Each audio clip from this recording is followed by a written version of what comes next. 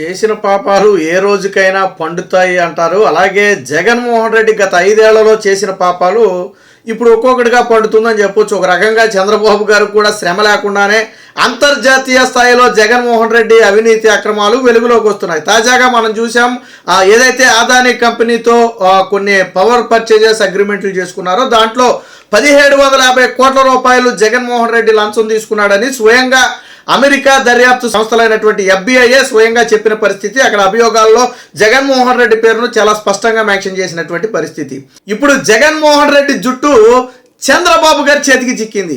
ఎలా చిక్కింది అంటున్నాము అంటే, నేను ఇందాకే చెప్పినట్టుగా రాష్ట్రంలో జరిగిన అవినీతి అక్రమాల గురించి అయితే పోనీ చంద్రబాబు గారు ముఖ్యమంత్రిగా ఉన్నారు, ఏదో వెలుగులోకి తీయాలి, దానికి కొద్దిగా శ్రమ పడాలి. జగన్మోహన్ రెడ్డి చేసిన అవినీతి తీయాలి, దాన్ని నిరూపించాలి, కొద్దిగా శ్రమ పడాలి. చంద్రబాబు గారికి ఆ శ్రమ లేకుండానే జగన్మోహన్ రెడ్డి అంతర్జాతీయ స్థాయిలో ఇప్పుడు దొరికిపోయిన పరిస్థితి. అందుకనే ఇప్పుడు జగన్మోహన్ రెడ్డి జుట్టు చంద్రబాబు గారి చేతికి వచ్చింది. వాస్తవానికి అదానీ నుంచి ముడుపులు తీసుకున్నట్టుగా నిరూపించబడవచ్చు, నిరూపించబడకపోవచ్చు. దాన్ని కాసేపు పక్కన పెడితే మంత్రివర్గ ఆమోదం లేకుండా జగన్మోహన్ రెడ్డి చేసుకున్నటువంటి కొన్ని ఒప్పందాలు ఏవైతే ఉన్నాయో అవి ఖచ్చితంగా నిబంధనలకు విరుద్ధమే. ఈ విషయంలో జగన్మోహన్ రెడ్డి తప్పించుకోలేడు. వాస్తవానికి అందరూ జగన్మోహన్ రెడ్డికి వచ్చిన 1750 కోట్ల గురించి చూస్తున్నారు, కానీ ప్రజల నెత్తి మీద పడిన 70,000 కోట్ల భారం గురించి ఎవరు ఆలోచించట్లా. ఎందుకంటే ఇతర రాష్ట్రాలతో పోలిస్తే జగన్మోహన్ రెడ్డి అధిక ధరకు విద్యుత్ ఒప్పందాలు చేసుకున్నాడు. ఈ విషయం మనం ఇప్పుడు ప్రశ్నించడం కాదు, గతంలోనే అనేక పత్రికలు ప్రశ్నించాయి. అరే, గుజరాత్ లాంటి రాష్ట్రంలో ₹2 కంటే తక్కువగానే పవర్ పర్చేజెస్ చేస్తుంటే యూనిట్ ధర, ఇక్కడ జగన్మోహన్ రెడ్డి దాదాపు ₹2.5 నుంచి ₹3 పెట్టే ప్రయత్నం చేశాడు. ఎందుకు చేశాడు? అదే సంస్థ పక్క రాష్ట్రం ఏమో తక్కువ తీసుకుంటుంది, మనమేమో ఎక్కువ తీసుకుంటాం. మళ్ళీ దీనికి జగన్మోహన్ రెడ్డి మితండవాదం ఏంటి? చంద్రబాబు నాయుడుతో పోలిస్తే తక్కువ తీసుకున్నామని. వాస్తవానికి చంద్రబాబు గారు అగ్రిమెంట్ కుదుర్చుకున్న సమయానికి మార్కెట్లో ధరలు ఎంత ఉన్నాయో దానికంటే ఎక్కువకు కుదుర్చుకుంటే తప్పు. చంద్రబాబు గారు పవర్ పర్చేజెస్ అగ్రిమెంట్ చేయించుకునే టయానికి మార్కెట్లో ఉన్న ధరల కంటే తక్కువగా చంద్రబాబు గారు తీసుకున్నారు. మరి నువ్వు అగ్రిమెంట్ చేసుకునే టయానికి కూడా మార్కెట్ ధరల కంటే తక్కువ రేటుకే కదా నువ్వు చేసుకోవాలి. వాస్తవానికి ఒక ఉదాహరణ కూడా ఏదో న్యూస్ ఆర్టికల్లో రాశారు. ఫర్ ఎగ్జాంపుల్, కొత్తగా ఒక కంపెనీ ఒక టీవీ తయారైనప్పుడు దాని కాస్ట్ హై ఉంటుంది. ఎందుకంటే మార్కెట్లో కొత్తగా వస్తుంది, సరిపడా ప్రోడక్ట్ రాదు, ప్రజలు ఎక్కువగా కొంటారు కాబట్టి దానికి రేట్ హై ఉంటుంది. అదే టీవీ ఒక 5-6 ఏళ్ల తర్వాత సగం రేటుకి పడిపోతుంది. కారణం ఏంటి? అప్పటికి ఆ ఫీచర్స్తో ఉత్పత్తి అనేది పెరుగుతుంది. అదే సమయంలో దాంతోపాటు అనేక బ్రాండ్లు అదే క్వాలిటీస్ అదే ఫీచర్స్తో టీవీలు తిప్పుతాయి. ఆటోమేటిక్గా దాని ధర అనేది తగ్గుతుంది.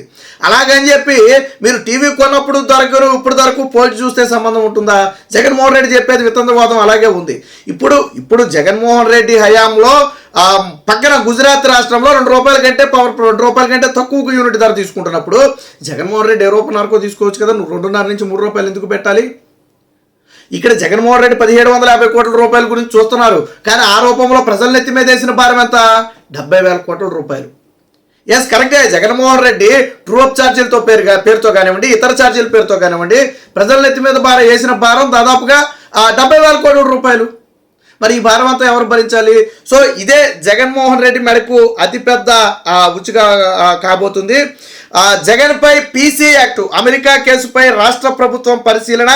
విద్యుత్ కొనుగోలు ఒప్పందానికి అదానీ నుంచి 1750 కోట్లు లంచాలు ఇచ్చారని ఛార్జ్షీట్లు. న్యాయ సలహా కోరిన కూటమి ప్రభుత్వం గవర్నర్ అనుమతి కోరాలన్న యోచన.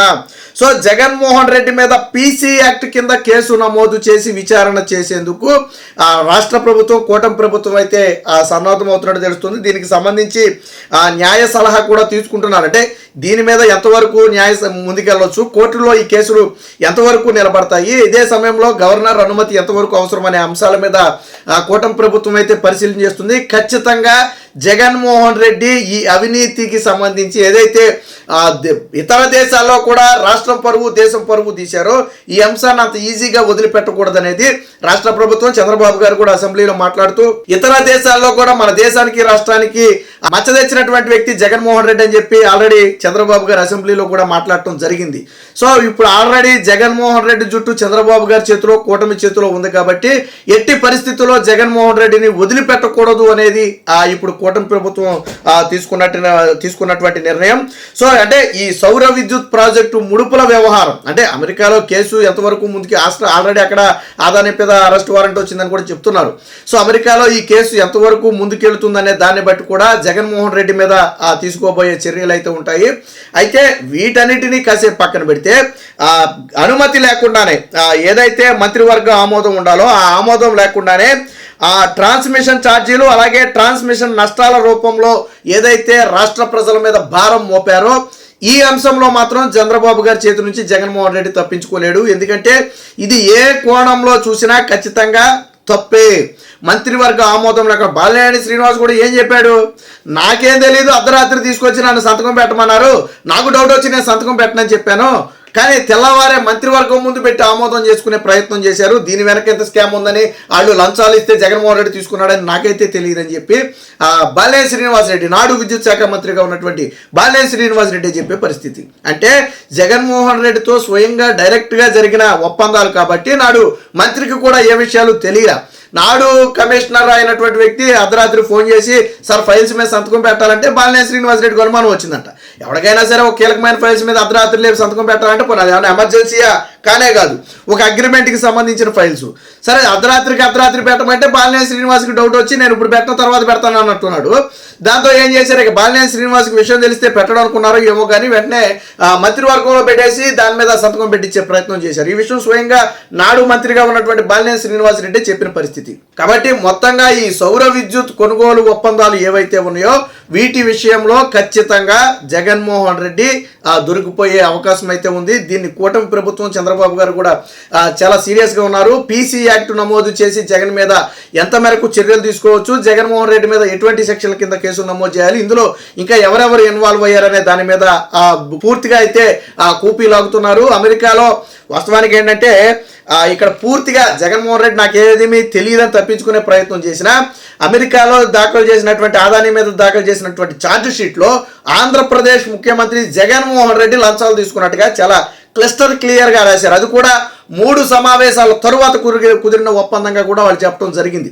అంటే ఈ లంచాల ఒప్పందం కోసం 3 సార్లు జగన్మోహన్ రెడ్డితో భేటీ అయ్యి ఆ తరువాత ఈ ఆదానితో సౌర విద్యుత్ కొనుగోలుకు ఒప్పందాలు చేసుకున్నారు.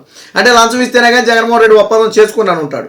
అందుకని అధిక ధరకు కొనడానికి కూడా జగన్మోహన్ రెడ్డి ఎందుకు ఇంట్రెస్ట్ చూపాడు అంటే ఆల్రెడీ మనకు లంచం వచ్చింది కాబట్టి ఇక వాళ్ళు వేసే ప్రజల నెత్తి మీద వేసుకొని మనకెందుకు భారం, ఇది జగన్మోహన్ రెడ్డి ఉద్దేశం. దీన్ని కూటమి ప్రభుత్వం అయితే చాలా సీరియస్గా తీసుకుంది. చంద్రబాబు గారు కూడా ఈ కేసులో ఎవరిని కూడా వదిలిపెట్టే ప్రసక్తి లేదని ఇప్పటికే చెప్పిన నేపథ్యంలో జగన్మోహన్ రెడ్డి మెడకు ఉచ్చు బిగసబోతుంది అనేది నిజం.